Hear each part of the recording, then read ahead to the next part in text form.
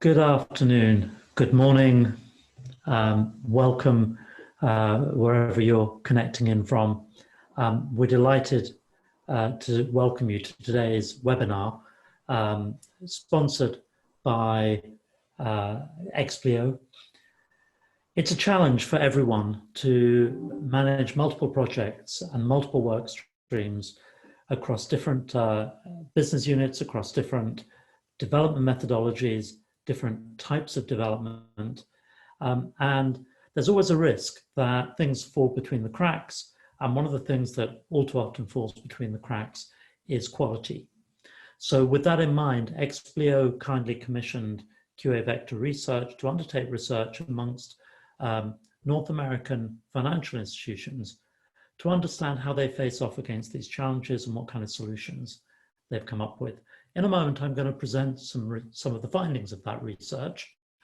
After I've done that, I'll be delighted to introduce to you Vijay Maan from Explio, then also Prabhu Vajiram and Michael Cooper from Royal Bank of Canada and Transamerica, respectively, who will give us the benefit of their experience in solving some of the challenges that we're about to describe. So again, welcome. Thank you very much for joining us. And without any more ado, let me say that I'm going to share the research with you all.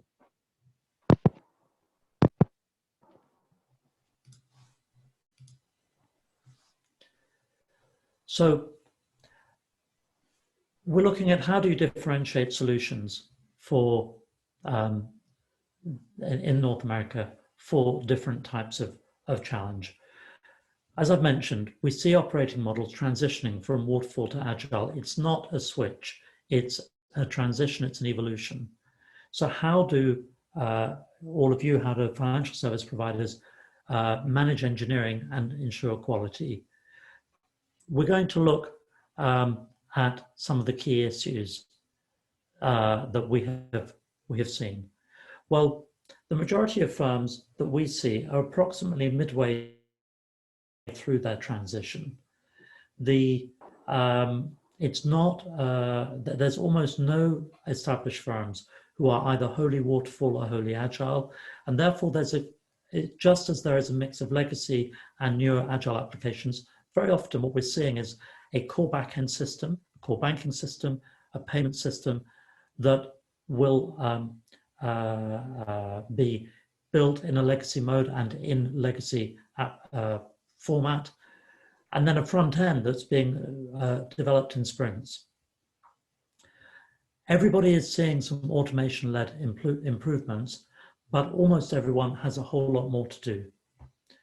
2/3 of firms that we spoke to identify as their principal challenge, how do they integrate across these different workflows, different parts of the workflows and different styles. And all too often what happens is that the entire project gets managed in a balkanized, in a segregated or separated manner. One solution that people look to is to outsource at least some part of the quality journey. But very often, even that outsourcing mirrors the segmentation, so that what happens is that there's quality testing only by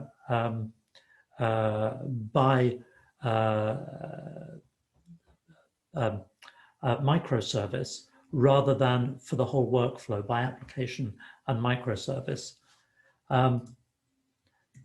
The 58% of firms reported to us that it's a big problem to bring in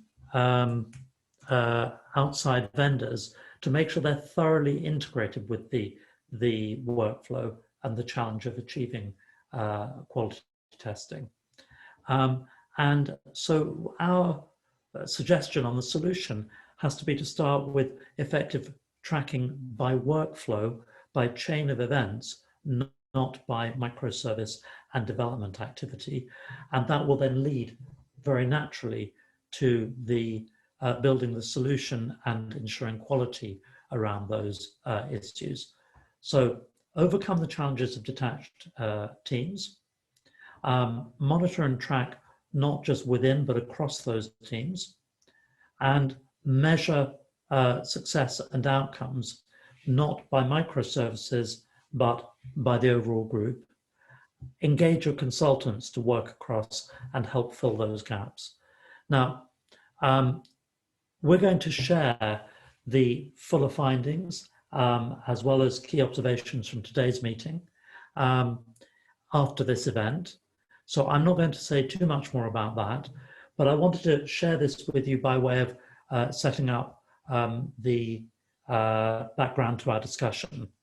Now, I'm going to introduce one of our speakers, Vijay Maan, in just a moment.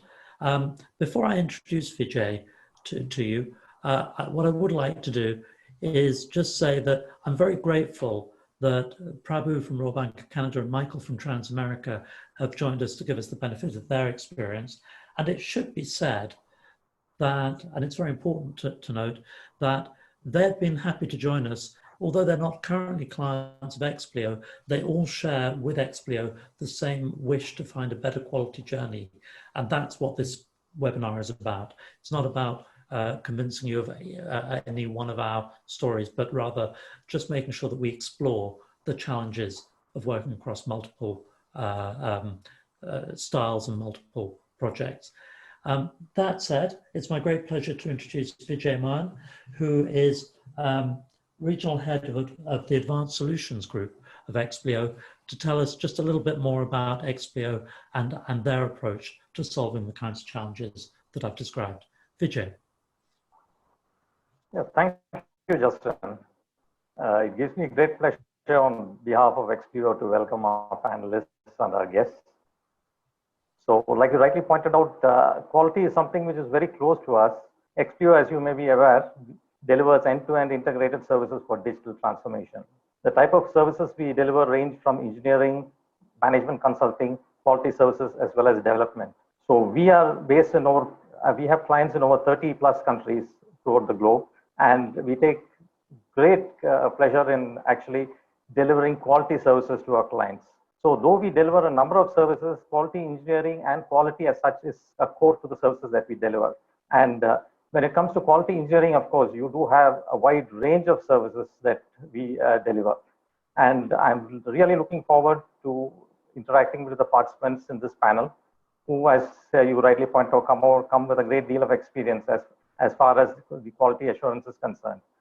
Now, when it comes to Explio's delivery, one of the key aspects is the agility, business agility, as well as the type of transformation that we bring about with our services.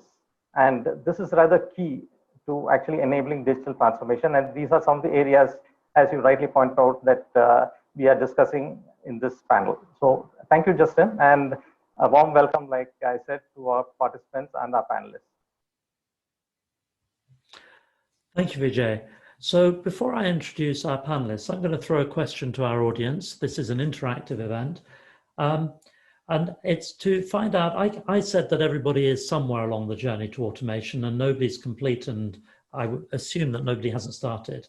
So you should be able to see popping up onto your screen now a question. What percentage of your process automation is used by your organization? And you can click and vote. So please do vote. We've already got 3 votes coming in. And okay, while you vote, please do continue to vote. It's great to see the votes coming in. Let me introduce Prabhu Vajaram. Prabhu is the Senior Manager of Quality Engineering for the Royal Bank of Canada. And Michael Cooper is Senior Development of Software Engineering, Senior Director of Software Engineering, excuse me, of Transamerica. So both of them have more agile titles. And I'm going to start by asking Prabhu if you would briefly describe the development structure you have at Royal Bank of Canada and where you are on the journey of transitioning your organization. So, Prabhu, the floor is yours. Thanks, Justin. Hey, let me introduce myself. My name is Prabhu. I'm currently working as a senior quality engineering manager for RBC, and I manage a team of 15 plus quality engineers, and responsible for the managing my team and then deliver the software product. We implemented several process changes in the testing lifecycle, which includes like a complete transformation on the agile, and a few places we are using Kanban as well. Some of the quality engineering activities, we are doing it in the Kanban fashion, and then the actual software delivery product lifecycle, we are doing it in the agile fashion. Which also the reason behind why we are choosing both, and then why we are not choosing waterfall. It makes each and every method of framework which we are using, it serves the purpose. Some of the quality engineering, we wanted to do it in the Kanban. It's kind of an iterative process. We wanted to make sure, given activities, its dependency, especially when we are working like a bigger organization, there will be challenges you will be facing it, and then like how to go and solve the impediments. Those are all the small steps we need to identify, and then what makes your product delivery go into the market. That's where you need to be very keen on it and then try to be successful. That's where we are focusing and then delivering it. Thank you, Prabhu. And I guess the same question, please, to you, Michael. Where are you on your journey, and how does the development structure relate to the overall organization? Yeah, it's interesting when I saw that slide that you had with the research. One of the top ones was location, and frankly, that used to be very important to us a year ago before COVID. Now, most of the people are working remotely, and it's less important. So, certainly was a consideration, not anymore. Now, our development teams are organized according to business value streams. And so in our case, the retirement and pensions is one group, for example, and then the employee benefits or individual, buying insurance or annuities are separate lines of business. So first, that's one split. The second split, like you described, is we are distinguishing between operate, and operate is kind of business as usual, fixes, upgrades, compliance things, security fixes, and then invest. So we are modernizing our stack, becoming more and more digital, and we've got teams that are dedicated to things that are focused on growth. Now, one more point is we have some supporting type teams as well. In order to increase efficiency, we have some platform teams like architectural and engineering and cloud engineering, and enabling teams. And some of the teams that I mentioned, I lead, are these enabling teams, such as CI/CD adoption, automation frameworks, performance testing, capacity planning, and static security scanning. So very much quality engineering, like Prabhu mentioned. So we are aligned on several vectors, not to steal your term there.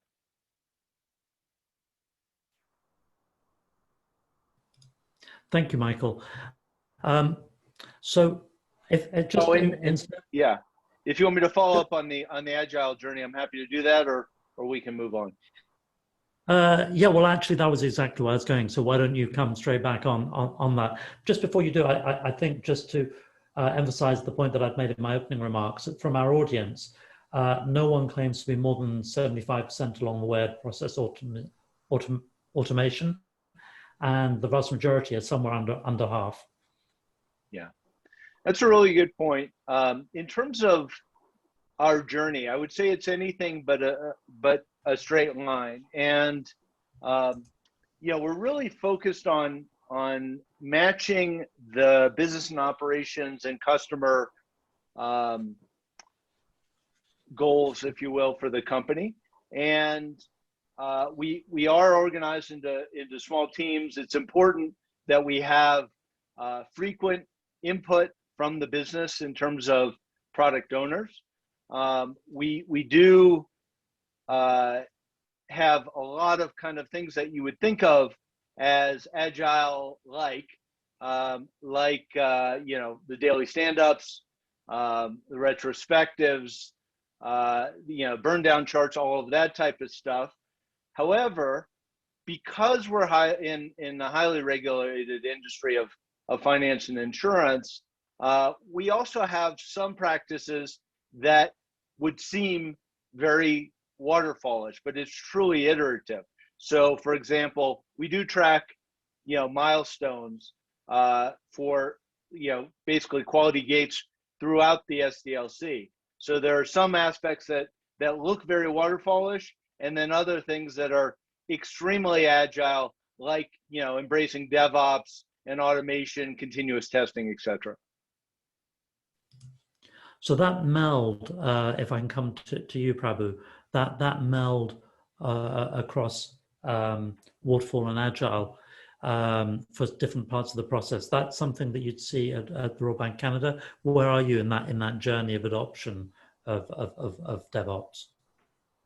So I'll start with one thing, like the organization, when we started some of the legacy projects, that's what I would say. They are still followed the waterfall. It has own pros and cons, I would say, because we might be depending on the vendors who will be doing it, like the complete development, and then like they'll be testing it and then giving the product to us, and then how we are taking it. Obviously, when it's come to the DevOps perspective, we are having a different views. Like obviously, the external products cannot be done at your internal system. So we have to find a better way to understand how we are, especially the QE is the first gatekeeper to say this product is good, and then it can go to the business or whoever it is, and then sign off happens and go to the production. In that situation, when we are talking about the methodologies and then the DevOps perspective, our hands are tied. Like, how will you do that? We need to find out of the box, thinking about, ask the vendors to send it in certain aspect of emails, or else give us some kind of flags where we can go out and then take it. And especially when you are trying to do it in the automated fashion. So there are different tools out there in the market right now. So how to leverage the tools and then make it much easier, and then send it to the next person, like push the code to the next environment, or else the next person to go out and then like give the sign off on it.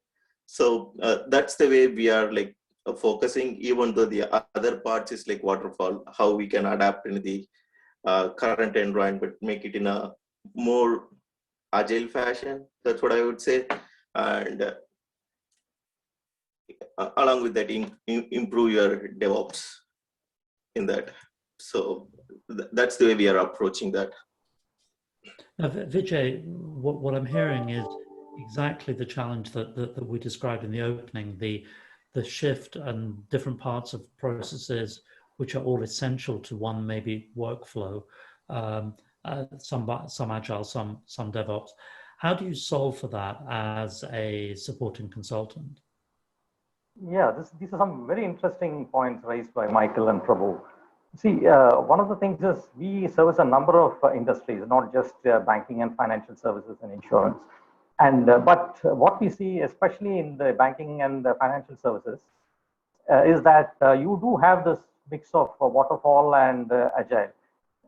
Basically, because a lot of the systems, other than if you look at the newer fintechs, you don't have this problem. But when it comes to more established companies, you have a mixture of legacy systems as well as newer systems. So typically you have projects which run on waterfall, you have projects which run on agile. So this is a basic challenge that we have seen over the last decade. And this is why we emphasize that when you look at agility, you need to look at it not just from the viewpoint of delivery agility. You need to look at it from the viewpoint of business agility. And that is why we also have our specialist consulting arms like Price and Shield in the US and Morehouse in the UK, who actually help to bring about this business agility transformation. And when I say business agility, delivery agility is just one component. The leadership effectiveness, the organizational adaptivity to various circumstances, innovation, all these are key aspects of business agility. And this is where we actually help when it comes to helping the enterprise becoming truly agile. So this has been a key focus in helping the overall business agility and enterprise agility, where the delivery agility plays one component, but it's not the whole piece of the puzzle. There are also some aspects of business agility issues that Michael and Prabhu have talked about. One is, for example, Michael was talking about the business zones, people having to be in the same location for agile delivery. He was just talking about that, the time zones aspects. Now, for example, for one of our clients, the team is actually sitting in 4 different time zones. And this is a major insurance client. And as you know, insurance has traditionally been very conservative when it comes to such approaches. So these are things we have successfully done, but it requires a great deal of planning. And generally, like I said, it needs to go hand in hand with the business agility aspects. So these are some of the key learnings that we have had from our projects in the past and our programs in the past, and which we think are really relevant for any transition being made in this sector.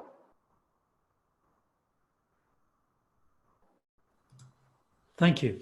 Thank you for that. You picked on a point that I'm going to take back to Michael and Prabhu.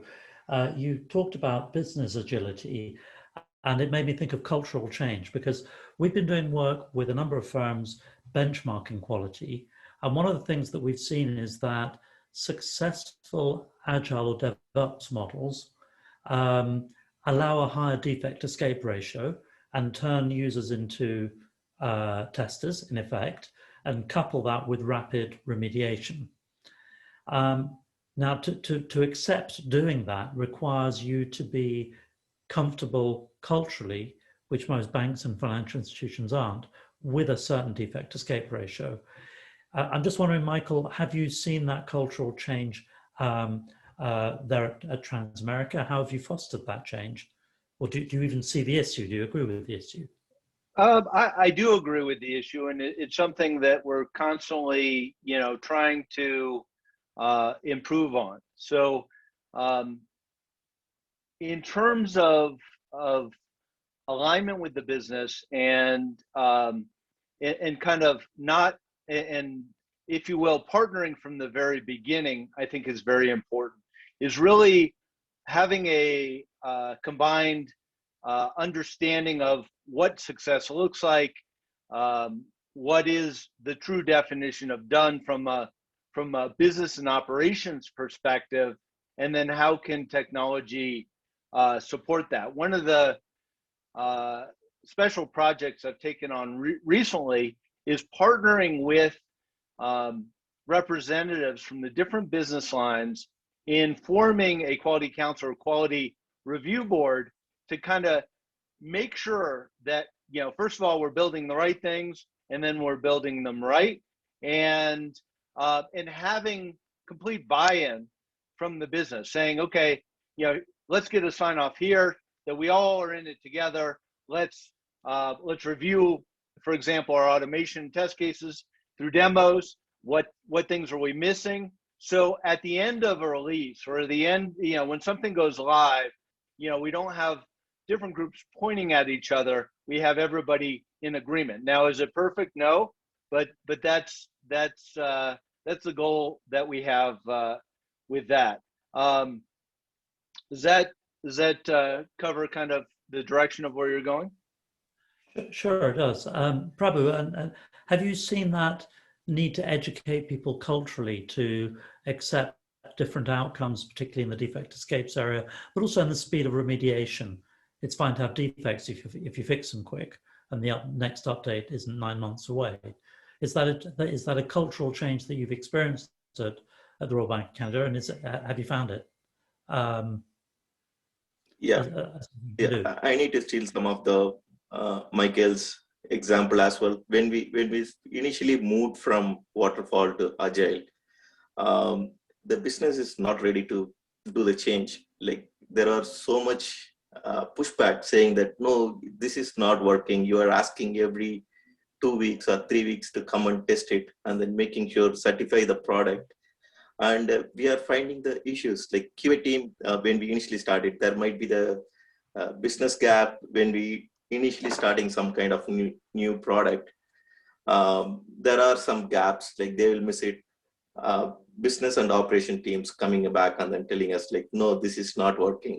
We can't adapt to this change, and you are asking to do the acceptance criteria when we asking for the stories. There are a lot of pushbacks, and it took us like close to 3 months. We are going with every 3 months live, and when they saw the real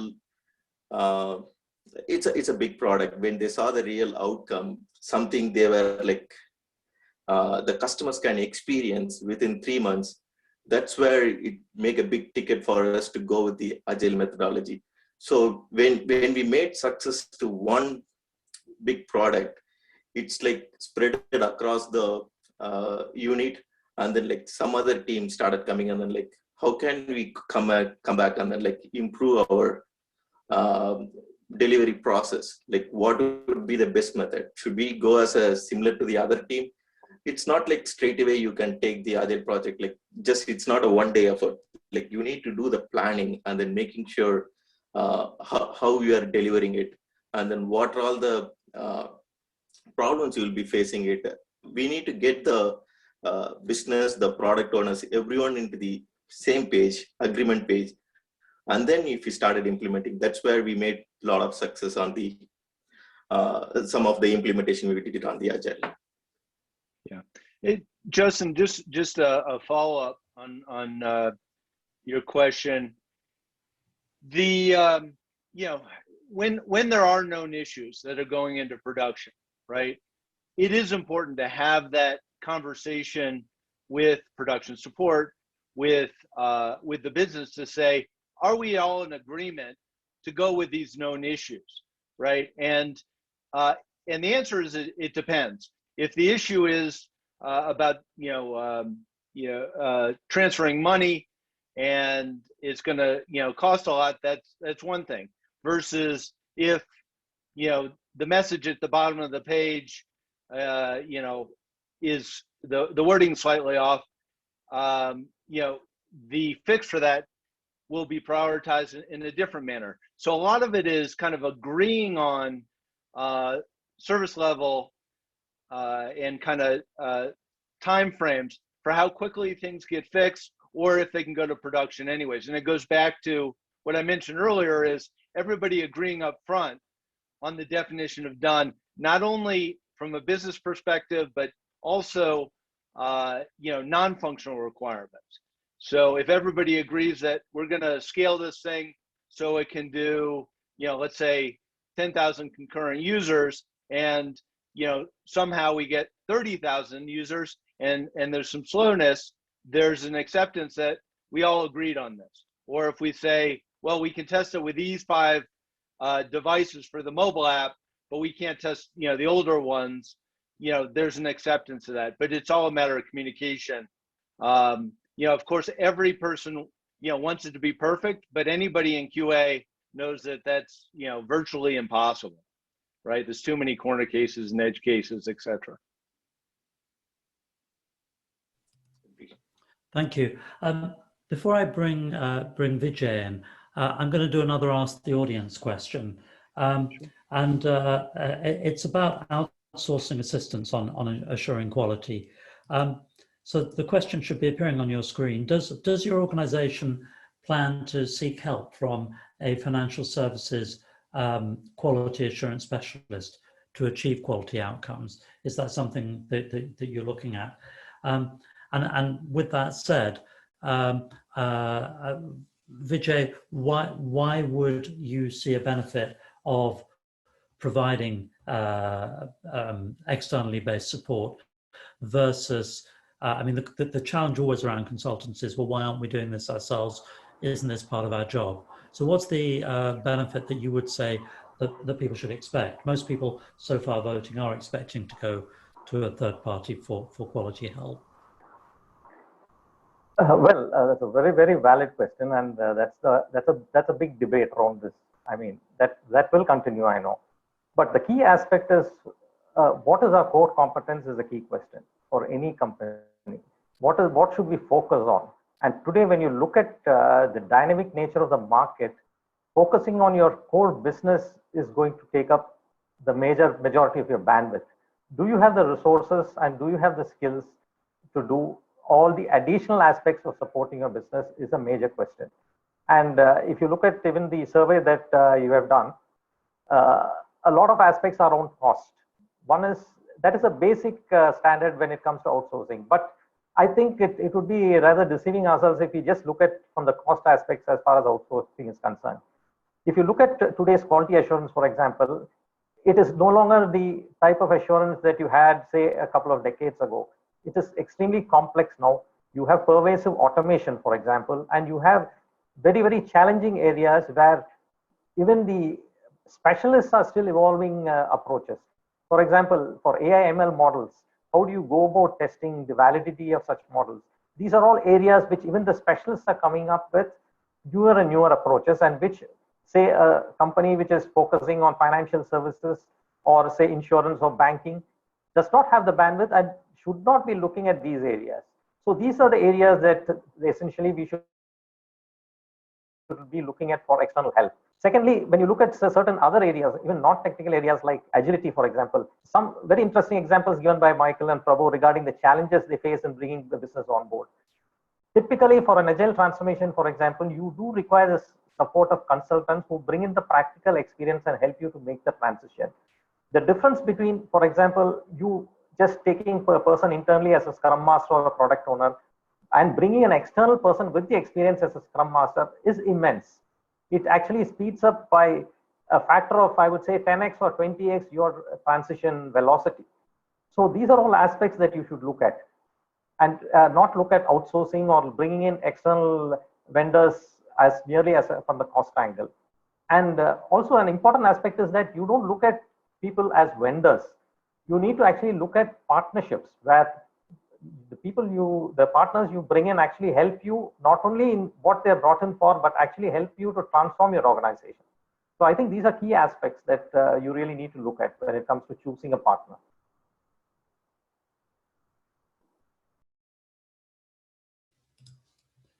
Thank you, Vijay.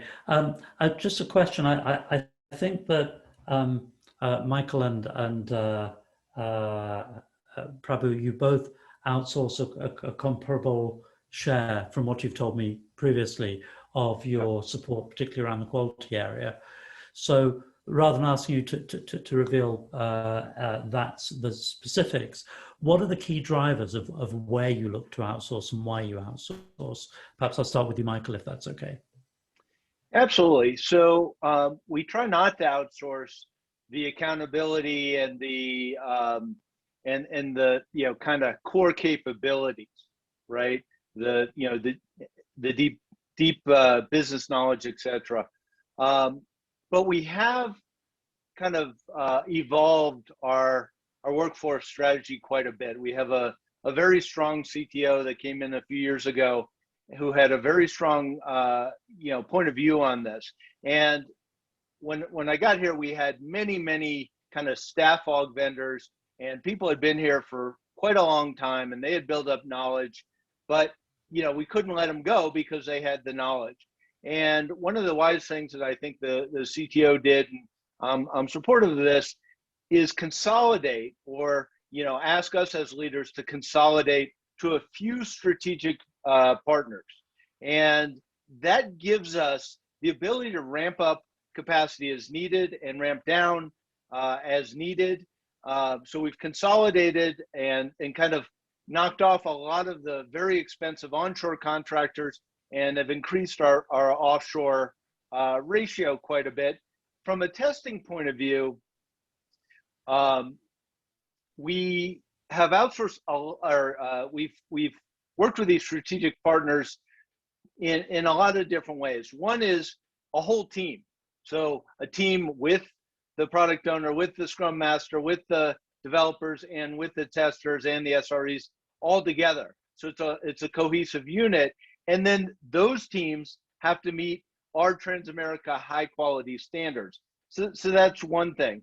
And then, and then certain specialty skills. So one of the things I'm responsible for is performance testing across the group. And so I have a specialty firm that does that, and same for security scanning. So we have mainly the strategic partners, and then the other. In terms of benefits, besides the cost savings of moving from mainly onshore to a highly offshore and onshore model with up to 80% offshore, like you said, they bring in a lot of expertise. So that's some benefits. But what I find is, as a full-time leader at Transamerica, it's important to inspect what we expect and make sure that the people coming in have the proper training. They understand the standards. They use, for example, our central test case management system, and then the automation they do follows our standards and leads into that single source of truth. So those are some of the benefits and kind of the approach that we've taken. Thank you. And probably your approach to outsourcing and support. Yeah, definitely. So it's good to see like a lot of companies are thinking in the same way. So as Vijay mentioned, like we are like pretty much depend on the outsourcing. I would say like 90% of my team is like outsourced, and then like only 10% is like FTEs. Also, when we are choosing the vendor, it's not like the cost perspective. We are looking at what is the benefit we are going to get it out of the vendor perspective. We can actually get the contractors and then like make the work done and then like get them out of our door. That's not the point when we are especially choosing the vendors. We wanted to make sure if they are coming for the testing, it's not just the testing. What are all the additional benefits they are bringing into a table, which would be beneficial for the organization as well as for the team, which makes right for everyone. That's the way we are designing it. And then in some aspects, what Michael said is like, it's not just the one person having the knowledge, or else like it's spread across, and then how it can be leveraged. Even the new vendors, if there might be a situations like we might need to change the vendors, or else we have the attrition rate is going on, especially the market is good. How to improve that aspect? Like what are all the documentation we have to do? Whether you have the right tool set, the right testing, if you are creating the test cases, how we are saving it, how we are storing it, how it can be used for the future. Those kind of aspects we need to thought about it and then like implement in your organization. That's the good way to implement when you're going with the vendor based, or else even including the FTE based model. Thank you, Prabhu. Just before I pass the question to Vijay, which I will do, just want to remind everyone that on your screen, you can add questions that you want to throw to the panel, and a couple of them have come in so far. If you have any questions, please add them on the screen. Vijay, what we just heard from Prabhu was when you think about outsourcing, you also have to think about the ultimately the deliverable and the best model for delivering, for achieving that deliverable, for achieving your goal. Do you find that when you're talking to organizations, very often they may come to you asking for 2 or 3 items off the menu and you come back to them and restructure their request. Is that part of the requirement, do you think, of being an effective consultant, almost to sell them something different than what they thought they wanted to buy in the first place? Yes, definitely. That's a very valid point. Actually, if you look at, for example, the way we deliver, it's very domain focused in the sense that we specialize in the verticals. If you take me personally, for example, I started my career on the business side of the insurance industry. So I've had my fair share of vendors and I know what it is to be on various sides. Now, it's not enough. It's not enough that you just offer what a client wants. Often a client is not clear about what he wants, and he especially is not a specialist in various areas which are outside his business boundaries. And that is why, as a real partner and a consultant, whenever any request rises, you do need to go in depth and also offer alternatives. And also, in case you feel that certain major modifications have to be made, you should be prepared to actually explain and demonstrate why that is so. And I think that is an important part that any partner, true partner, should play. It's not a question of just giving a few bodies as requested or just giving any service that is requested. That anyone can do. But to be a true partner, to be a true consultant, you really need to give that additional value. And that is a differentiator, because if you see today, technology is pervasive. Everybody has a technology. You have people having the tools claiming to be the best in their particular sphere. There's no difference. Everybody has access to that. It's not like earlier that only a few select few had access to technology. So where is the difference coming from? It is from this experience that a partner can bring in, from their experience with other clients, their experience in other verticals, to actually give an informed solution to a client. And I think that is a major aspect of any delivery that a true partner can give. And that's how you can also differentiate between a mere vendor and a partner. If somebody is just ready to prepare to offer you bodies, I don't think you should even think twice about him. Because an important aspect of agile is also that this quality matters. It is not like in the waterfall era where you can have 100 people who just are mediocre and you just have a couple of superstars delivering, which was the experience I had a couple of decades ago when I was in business, on the business side. So I think this is all these are key to being a true partner. Thank you very much. We have to consider the cost of all of this. How do you see, Michael, your cost and spending allocation changing going forward in the next year or two, particularly in the light of what we've seen? We've talked a few times about COVID changing the approach to distributed working. How is that all of that going to impact your priorities on spending and spending on quality in particular? Yeah, so this is something that actually is very crystal clear with us in terms of spending. So our goals for the operate book of work, or a lot of the legacy applications, is to reduce cost. I mean, it's kind of an obvious thing, and do that through automation, through labor arbitrage and leveraging the outsourcing, like you mentioned. And simplifying and standardizing, but as much automation as we can do. Now, the opposite is true on the invest. We're actually taking some of the savings from squeezing the operation, the operator business as usual work, and then investing that in things that will help us gain more revenue or market share, or be more compliant, that type of thing. So we're investing heavily right now in growth or invest, and then squeezing on the operate side and largely outsourcing a lot of that. And I think that's a pretty common pattern. Thank you, Michael. Prabhu? Yeah, from the RBC perspective, due to the COVID, we didn't reduce any resource, or else we didn't make anything different. Like our resources as well as the money spent on the applications, it's still growing. Like we are investing more. At the same time, some of the tools we wanted to buy, like it might be the added feature for it's a feather in a hat. like, can we have this kind of tools? It might be like some kind of hundreds and thousands of dollars, and those kind of tools perspective, we are like limited. Even it's like justifiable, the management is going to ready to spend the money.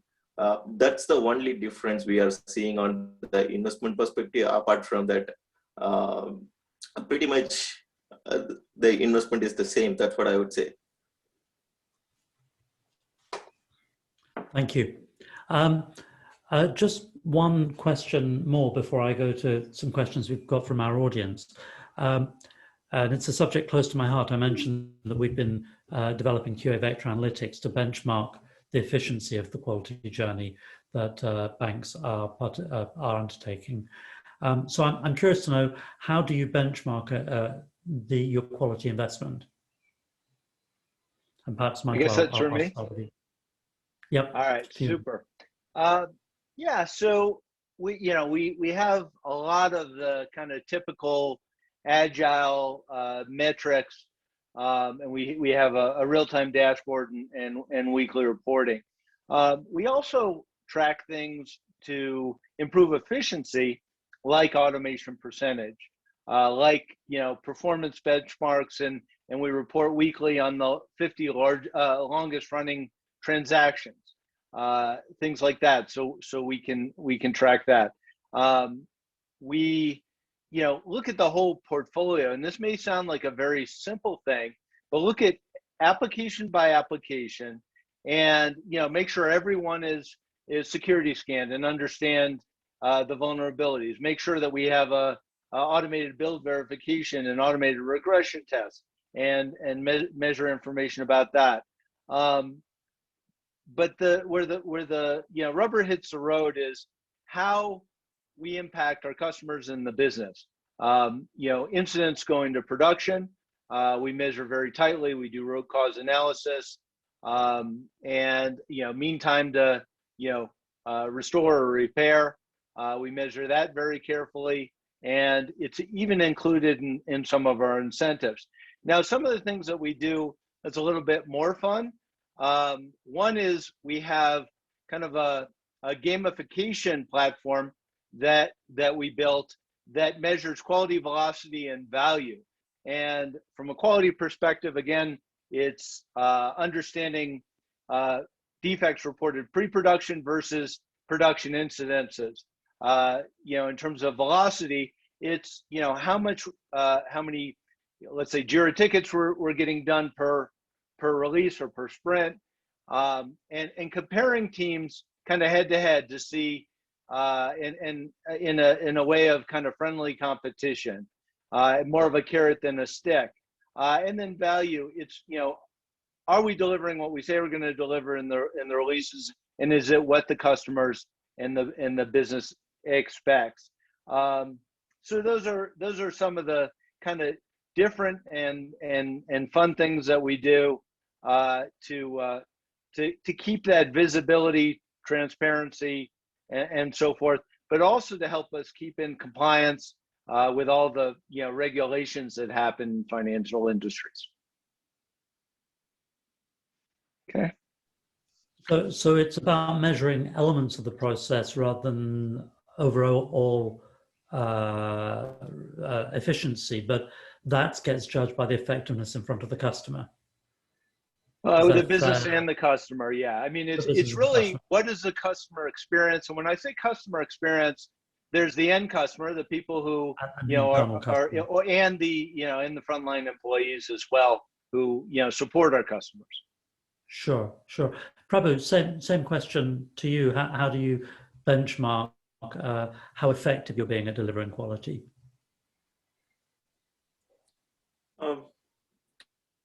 Couple of aspects we are doing it. One is like different kinds of report. I need to accept the Michael. That's the one of the major trend we are using it to make sure whatever we are delivering it.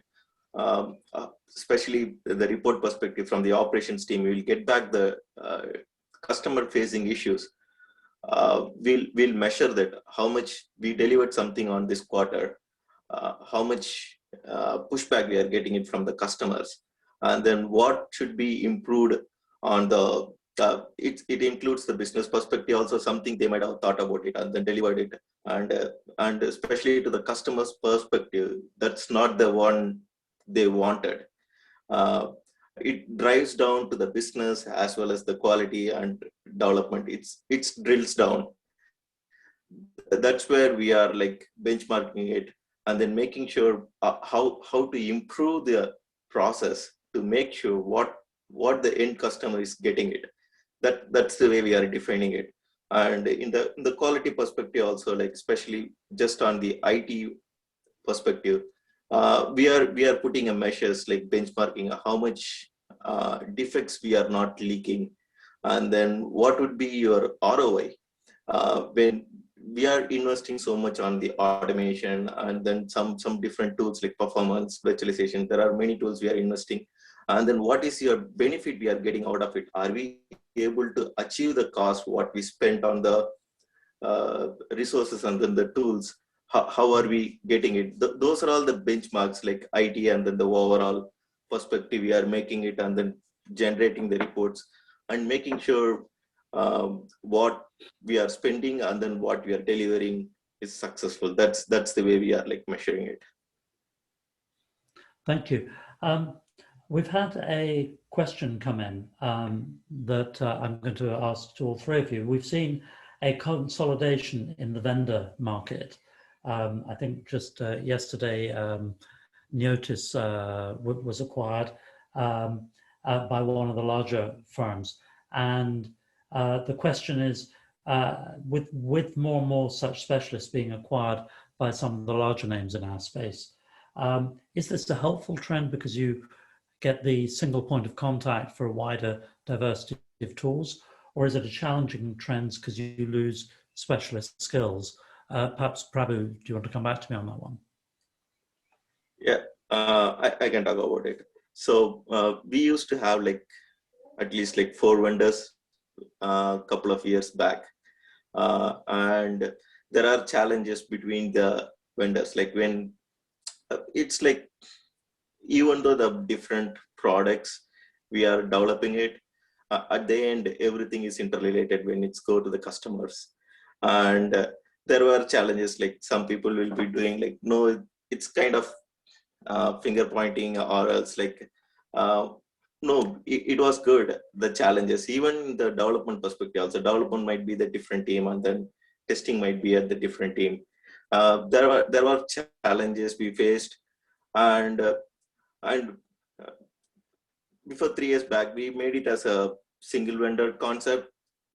It again depends like why we are chosen the single vendor is like what are the benefits we are getting it out of the single vendor concept, what kind of additional things they are delivering it when you are making as a multiple vendor concept. Those are all we took it in the consideration, and then we consolidated it into the single vendor. Does your problem solved? That's a question mark. But it makes really good. That's what I would say. Yeah, Justin, you know, when you talk about Neotis being, you know, bought by I guess Tricentis recently, you know, I think there are pros and cons. Sometimes what I've seen, because one of the tools that we use a lot is a Tricentis tool called Q-Test, and that's our single source of truth. So you know, then being able to integrate with with an industry leader in performance testing may be good. Right now, we kind of do best in breed. And you know, in terms of positives, like you said, it's one group to negotiate with and deal with, and hopefully over time those things become better integrated. But not every tool works for every application in our portfolio. So you know, sometimes we have to go best of breed and use what is best for us.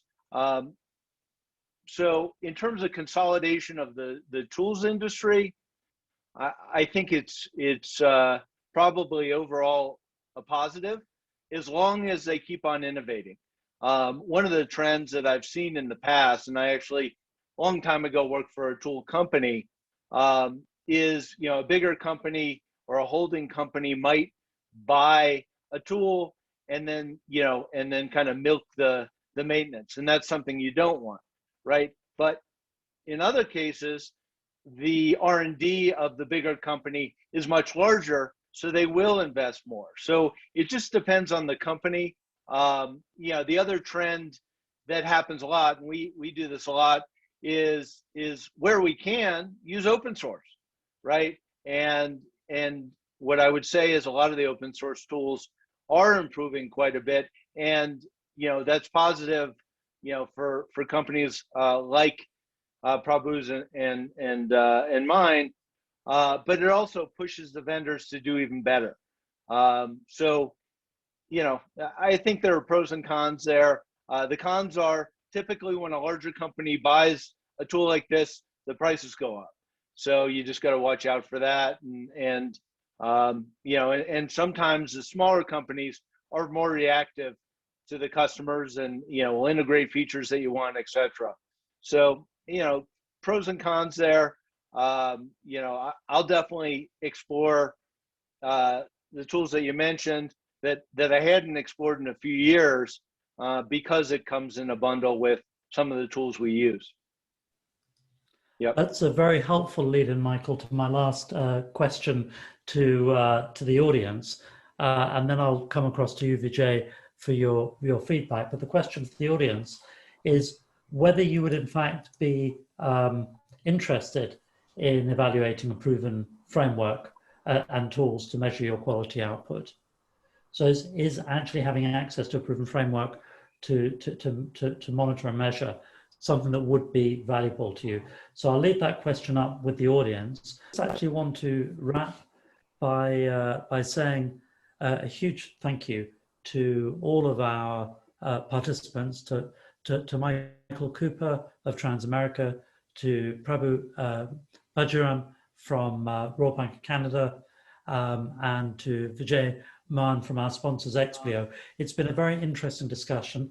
It's a problem and a challenge that's going to run and run, because the transition, as we know, is only part done, and probably will never be fully done, as there's the benefit of the lockbox final check versus quality in the way that we engineer. I look forward to speaking to all of you again. And if you've missed any part of this, remember it'll be available from the QA Financial website to rewatch at any time. Please, as you're leaving, visit the booths. If you go back to the timeline, you can find out more about Explio, and they have some interesting white papers, whether you choose to work with Explio or simply want to pick their brains and benefit from their experience and knowledge. White papers on their website. Thank you very much indeed, and great to see you. Thanks for joining us. Thank you.